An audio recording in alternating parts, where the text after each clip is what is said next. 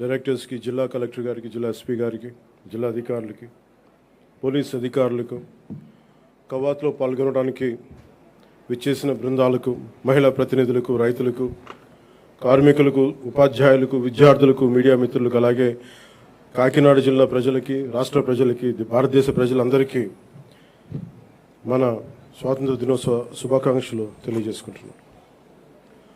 ఈ తీర ప్రాంతం నుంచి జాతీయ పతాకం సాక్షిగా మన స్వాతంత్రాన్ని స్మరించుకుంటున్న ఈరోజు ఎంతో ప్రత్యేకమైనది. 80 సంవత్సరాల అంటే దాదాపు 8 దశాబ్దాల భారత ప్రయాణం.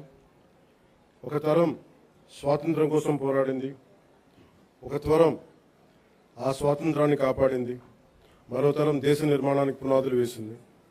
ఇప్పుడు భారతదేశం మరింత బలమైన, సమర్థవంతమైన, స్వయం సమృద్ధి కలిగిన దేశంగా ప్రపంచానికి నాయకత్వం వహించే దిశగా అడుగులు వేస్తున్న తరుణంలో ఆ మహత్తర ప్రయాణాన్ని మరింత వేగంగా, మరింత గొప్పగా ముందుకు తీసుకెళ్లే బాధ్యత అన్ని తరాల మీద ఉంది, ప్రత్యేకించి కొత్త తరం మీద ఉంది. ఈ సంవత్సరం మన స్వాతంత్ర దినోత్సవానికి మరో చారిత్రాత్మక ప్రత్యేకత ఉంది. మన జాతీయ గీతం వందే మాతరంకి 150 సంవత్సరాలు పూర్తవుతా ఉన్నాయి. స్వాతంత్ర సమరయోధులు కష్టాలు, వారి త్యాగాలు ఫలితంగా మనకు లభించిన స్వాతంత్రాన్ని కేవలం ఒక చారిత్రక ఘట్టంగా గుర్తు చేసుకోవడం కాదు, స్వాతంత్రాన్ని అర్థం కల్పించే బాధ్యతను కూడా మనం గుర్తు చేసుకోవాలి. ఆ బాధ్యతను గుర్తు చేసుకోవడానికి కాకినాడ కంటే గొప్ప వేదిక మరొకటి ఉండదు. మన కాకినాడకి స్వాతంత్ర పోరాటంతో కూడా చాలా గొప్ప అనుభవం ఉంది. 1923లో కాకినాడలో జరిగిన అఖిల భారత కాంగ్రెస్ సమావేశం జాతీయ స్వాతంత్ర ఉద్యమ చరిత్రలో ఒక ముఖ్యమైన అధ్యాయం. జాతీయ చైతన్యానికి కాకినాడ ఒక వేదికగా నిలిచిందనడానికి ఒక గొప్ప ఉదాహరణ. అదే స్ఫూర్తిని మన చుట్టూ ఉన్న ప్రజల జీవితాల్లో కూడా మనం చూడవచ్చు. ఈ తీర ప్రాంతంలో తుఫాన్లు వస్తాయి, సముద్రపు కోత ఉంటుంది, భారీ వర్షాలు ఉంటాయి, ప్రకృతి అనుక్షణం ఎన్నో సవాళ్లు విసురుతూ ఉంది. అయినా మన మత్స్యకార సోదరులు సముద్రంలోకి వెళ్తారు, రైతులు పొలాల్లోకి వెళ్తారు, నేతలు తన మగ్గాల ముందు కూర్చుంటారు, కార్మికులు తమ పనిలోకి వెళ్తారు, యువత తమ భవిష్యత్తు కోసం ముందుకు సాగుతూ ఉంది. కుటుంబాన్ని నిలబెట్టడానికి, సమాజాన్ని ముందుకు తీసుకెళ్లడానికి సామాన్య మనిషి ప్రతిరోజు చేసే పోరాటం ఈ దేశ నిర్మాణంలో భాగం. ప్రధానమంత్రి గారి శ్రీ నరేంద్ర మోదీ గారి వికసిత్ భారత్ 2047 సంకల్పంలో ఆంధ్రప్రదేశ్ తన వంతు బలమైన పాత్రని పోషిస్తుంది. కేంద్ర రాష్ట్ర ప్రభుత్వాల సమన్వయంతో రాష్ట్ర అభివృద్ధి పదంలో వేగంగా ముందుకు సాగుతా ఉంది. కేంద్రం అందిస్తున్న మౌలిక వసతులు, పెట్టుబడులు, సాంకేతికత, జాతీయ స్థాయి పథకాలకు రాష్ట్ర ప్రభుత్వం తన పరిపాలనా సామర్థ్యాన్ని జోడించి వాటి ఫలాలు ప్రజలకు చేరేలా సర్వశక్తులు ఒడ్డి పనిచేస్తాం. ఇటీవల కేంద్రం రాష్ట్రాలకు ముందస్తుగా పన్ను వాటా నిధులు విడుదల చేయగా ఆంధ్రప్రదేశ్కి 4,597 కోట్లు అందాయి. ఇలాంటి కేంద్ర రాష్ట్ర సమన్వయం రాష్ట్ర అభివృద్ధికి మరింత వేగాన్ని అందిస్తాం. అదేవిధంగా స్వాతంత్ర్యం వచ్చి ఇన్నేళ్లు గడిచినా రహదారి సౌకర్యానికి నోచుకొని గిరిజన గ్రామాలకు తొలిసారిగా రహదారి సౌకర్యం కల్పించాలనే లక్ష్యంతో డోలీ రహిత గిరిజన గ్రామాల కోసం అడవి తల్లి బాట కార్యక్రమం కింద 2,078 కోట్లతోటి 2,310 కిలోమీటర్ల రహదారుల నిర్మాణం చేపట్టాం. ఇప్పటికే 905 కిలోమీటర్ల రహదారుల నిర్మాణాన్ని పూర్తి చేశాం. జల జీవన్ మిషన్, అమృత్, అమర్జీవి జలధార కింద గతంలో అసంపూర్తిగా ఉన్న పులివెందుల, డోన్, ఉద్దానం తాగునీటి ప్రాజెక్టులని దాదాపు పూర్తి చేశాం. అలాగే 8,000 కోట్లతో 1,30,00,000 మందికి తాగునీరు అందించాల లక్ష్యంతో చిత్తూరు, ప్రకాశం, పల్నాడు, ఉమ్మడి ఉభయ గోదావరి జిల్లాలో మెగా వాటర్ గ్రిడ్ వర్క్స్ని వేగవంతం చేశాం.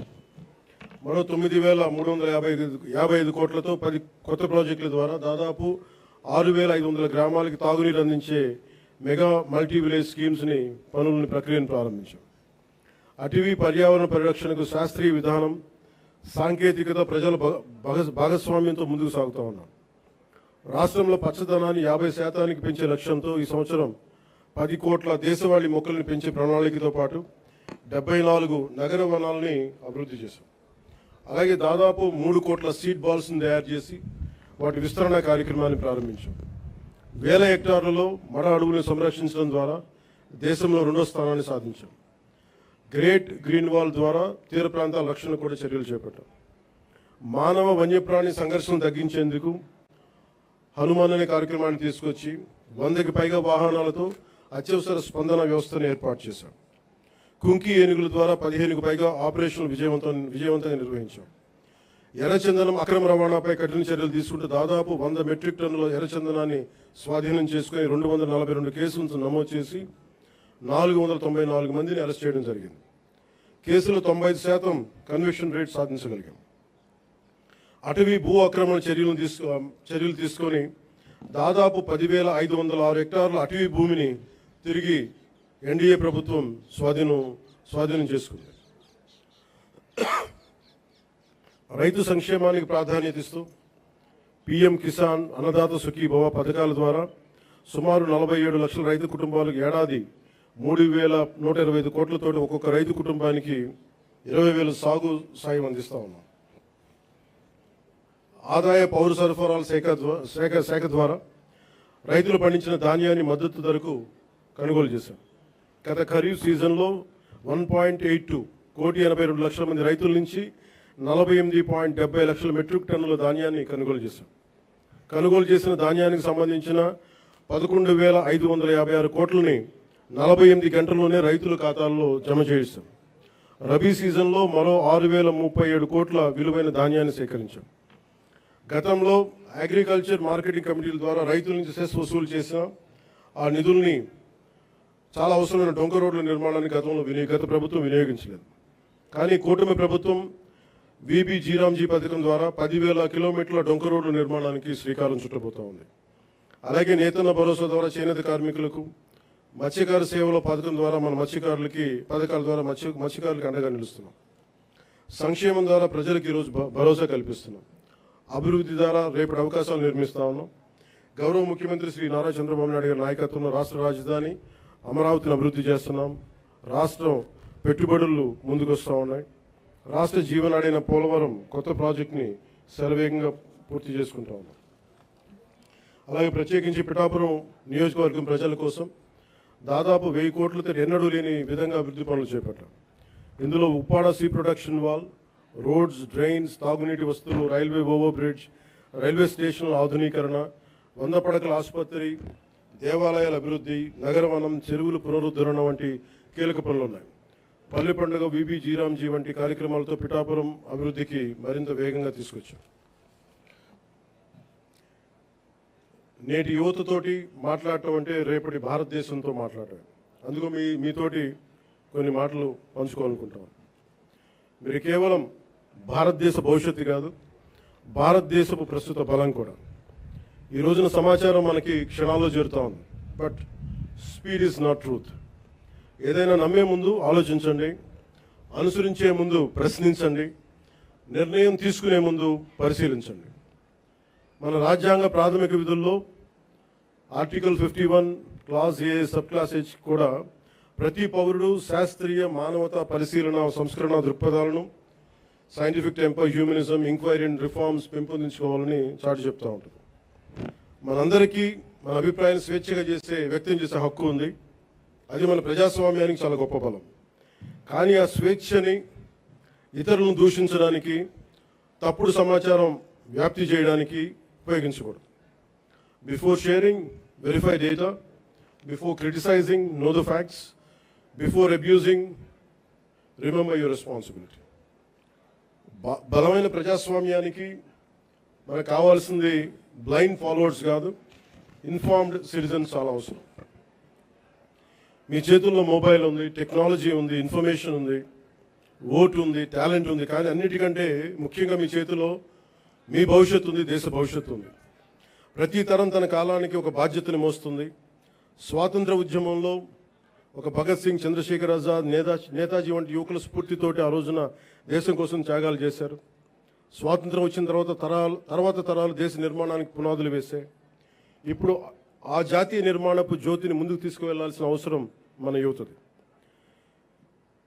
మీరు ఈ దేశపు యువతది. మీ ఆలోచన స్వేచ్ఛగా ఉండాలి, అన్యాయంపై అసహనం ఉండాలి, మార్పు తీసుకురావాలని తపన ఉండాలి. ప్రభుత్వాన్ని ప్రశ్నించండి, విధానాలను విమర్శించండి, నిరసన తెలియజేయండి, కానీ మీ కోపాన్ని విధ్వంసంగా కాకుండా నిర్మాణాత్మక శక్తిగా మార్చండి.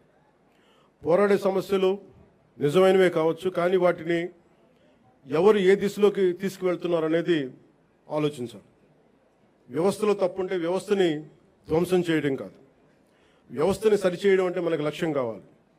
నేను కూడా ప్రజా సమస్యల కోసం అనేక ఉద్యమాలు చేశాను, కానీ ఎక్కడా కూడా ప్రజల ఆస్తుల్ని ధ్వంసం చేయడం కానీ, హింసకి దారి తీయడం కానీ, సమాజాన్ని విభజించడం ఎప్పుడు మార్పుకి మార్గం కాదనే ఆలోచన ఎప్పుడు దృష్టిలో పెట్టుకొని ఉద్యమాలు చేశాం. భారతదేశానికి ప్రతిభ కొరవలేదు, అవకాశాలు కావాలి. అవకాశాలను సృష్టించే సమయం ఇది. ప్రపంచంలోని పెద్ద సంస్థలకి నాయకత్వం వహిస్తున్న భారతీయుల నుంచి, అంతరిక్షం నుంచి డిజిటల్ టెక్నాలజీ వరకు, భారత్ సాధిస్తున్న విజయాల వరకు మన సామర్థ్యాన్ని చాటి చెప్పడం సామర్థ్యానికి ప్రపంచమే సాక్ష్యం.